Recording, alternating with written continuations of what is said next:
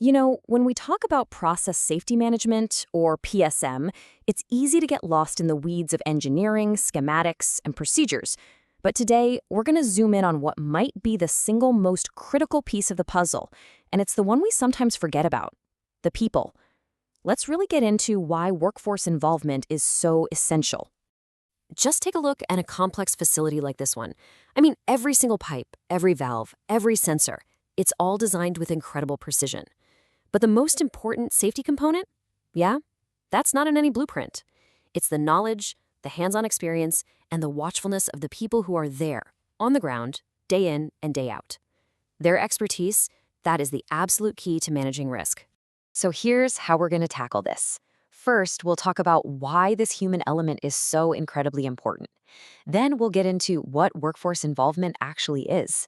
After that, we'll look at how you can bring it to life, how you measure if it's even working, and finally, how you build a safety culture that's truly built to last. All right, first things first, let's really build the foundation here. Why on earth does involving the workforce matter so much when it comes to process safety? This quote really it nails it. Think about it.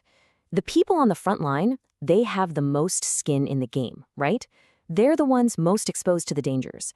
But just as critical, they have this unique, practical knowledge about how things really work, the kind of stuff no manager or engineer could ever see from an office. Okay, so that brings us to the next big question. What do we actually mean by workforce involvement? I'll give you a hint, it is so much more than just putting out a suggestion box.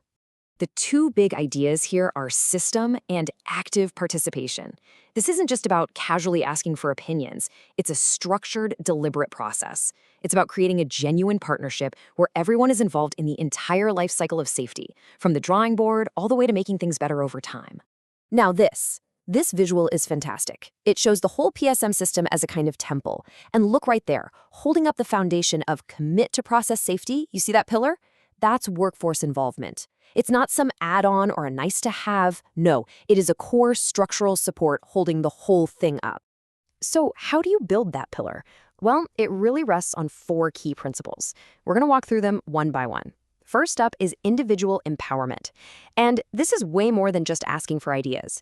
It means giving your workers specific roles, clear responsibilities, and, this is the big one, the authority to take action on safety. Second principle, deference to expertise.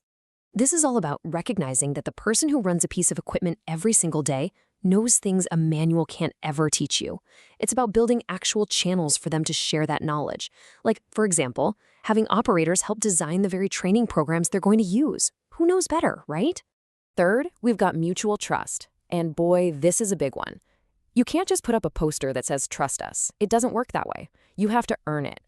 A real involvement program is constantly creating opportunities for conversation between management and the workforce. It's in those moments that real trust is actually built. And the last principle here is responsiveness. Honestly, this might be the most critical of all.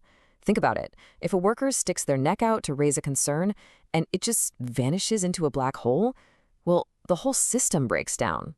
How quickly and seriously management responds to feedback is really the ultimate litmus test of their commitment. Okay, so we've got the why and the what down. Now let's get our hands dirty. Let's talk about the how. How do you actually make a system like this happen in the real world? It really boils down to three core actions. You can think of them as the 3 Cs. First is consultation. That's actively asking for input on risks. Second is participation, giving people a real seat at the table, maybe on a safety committee. And third is communication, making sure that information flows freely in both directions so everyone knows the hazards and the plan. And check this out. This table shows perfectly how those actions fit into the whole process. When you're in the planning phase, workers are right there with you in risk assessments. During organizing, they have actual roles and committees. And when it's time for measurement, they're helping with inspections and, crucially, participating in incident investigations. They're involved at every single step of the way. But how do you know if any of this is actually working? I mean, is it making a difference? That brings us to measurement, because if you're not measuring it, you're not really managing it. These are the kinds of things you should be tracking: your key performance indicators, or KPIs. What percentage of your people are trained? What about managers? And here's a big one. What percentage of your workforce has actually participated in something like a risk review in the last year? These numbers tell you if your program is real or if it's just sitting in a binder on a shelf. And a simple chart like this can tell you so much. So here, we can see 75% of workers took part in a key safety activity. That's pretty good, but it immediately makes you ask the next question. What about that other 25%? Why didn't they participate? And what can we do to bring them into the fold? See? Measurement is what drives improvement. Now, on the flip side of that, it's just as important to know what failure looks like. So what are the warning signs that your program might be in trouble? Okay, these are some major red flags to watch for. If your operators aren't being asked about technical problems, that's a huge miss. If there's no clear, official way suggestions are handled, that's a bad sign. And if your frontline folks aren't part of incident investigations, you're leaving your best experts on the sidelines. These are all clear signals that your program isn't working. And all of this leads us to our final section. Because having a program is one thing, but the real goal, the end game, is to build a safety culture that lasts. So how do you make it stick? Well, it's a constant cycle. You have to keep monitoring the system with those KPIs we talked about. You might need to give it a little nudge to get participation going at first. You always have to be on the lookout for new ways people can get involved. And this is so important, you have to publicize the wins. When a worker's idea leads to a real safety improvement, shout it from the rooftops. That shows everyone this stuff actually matters. Which brings us to this final thought, a really critical question to ask yourself. In your facility, in your organization, do people participate in safety just because it's in their job description?